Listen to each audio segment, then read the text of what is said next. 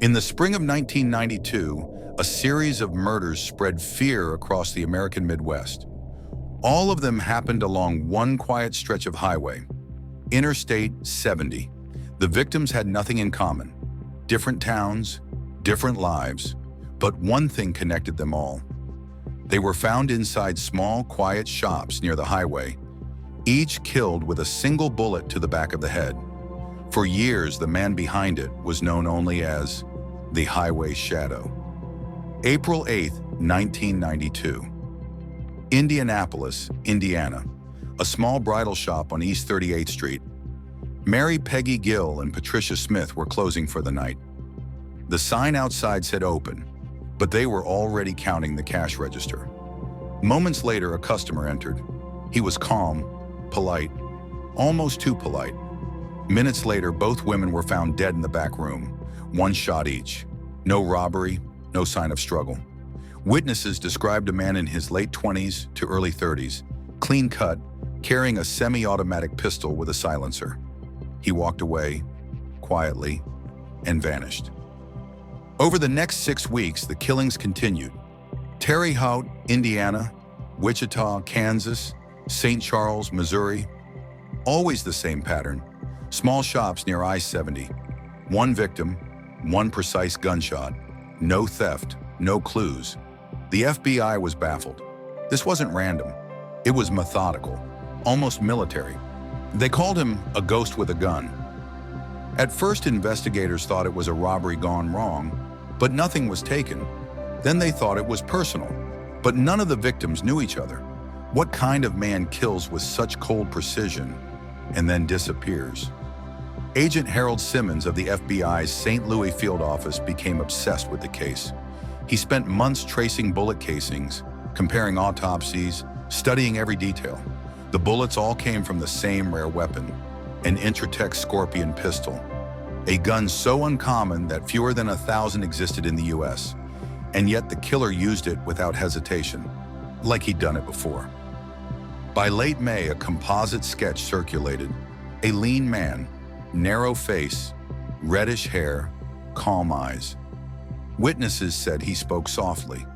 Professional voice, one clerk recalled. Another said, he looked like a man who could disappear into a crowd. But then the murders suddenly stopped. Just like that, no trace, no leads. The case went cold. 10 years passed. Detective Simmons retired in 2002, but the case haunted him. He still had the photos, the files, and the unsolved fear. Then, in 2006, a woman from Kansas City called the police.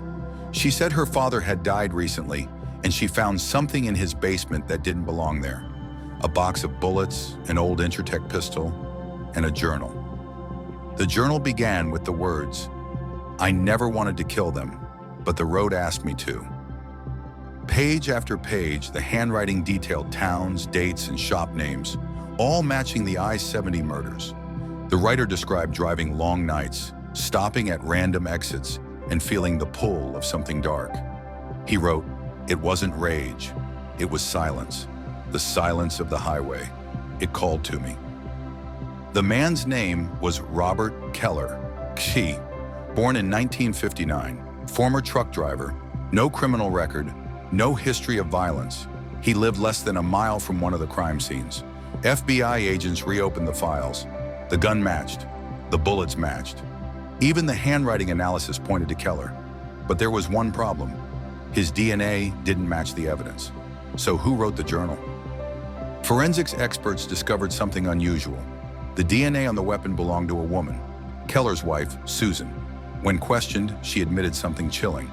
Yes, the gun was his, but he didn't write the journal. He just heard the voice first. Investigators asked, "What voice?" She replied, "The one from the highway." Neighbors later recalled Robert Keller becoming withdrawn months before the murders. He'd drive for hours at night with no destination. He'd say things like, "You ever hear the road hum? It's talking to me." Susan said he'd wake up at 3 a.m., sweating, whispering names. Names of towns along I-70. She thought it was stress. He thought it was something else. When the killings began, Robert stopped sleeping altogether. Then, one night in 1993, he disappeared for 3 days. When he came back, he said only one thing: "The road's quiet now." Police could never prove Keller was the highway shadow, but every investigator who worked the case believed he was involved, somehow. In 2009, new DNA technology linked 2 unsolved killings in Ohio to the same weapon. Both victims were gas station clerks near the highway. The bullets matched the I-70 casings exactly, and the handwriting on the receipts found at those scenes matched Keller's journal. By 2010, the story of the highway shadow had become a legend among law enforcement, a killer who vanished into the silence of the road, and perhaps a man who wasn't fully in control of himself. In his final journal entry, Keller wrote, "Sometimes I hear it again, the hum, the pull. I think it wants me to finish what I started." FBI agent Simmons, now in his 70s, still keeps a photo of the first victims on his desk. He once said in an interview, "I don't know if we were chasing a man or chasing whatever had him." Today, the I-70 murders remain officially unsolved. But when you drive through those quiet towns, Terre Haute, Wichita, St. Charles, you might notice flowers left near old, forgotten storefronts. Locals say, on still nights, when the wind dies down, you can hear the faint sound of tires on asphalt and a voice whispering through the hum of the highway. Keep driving.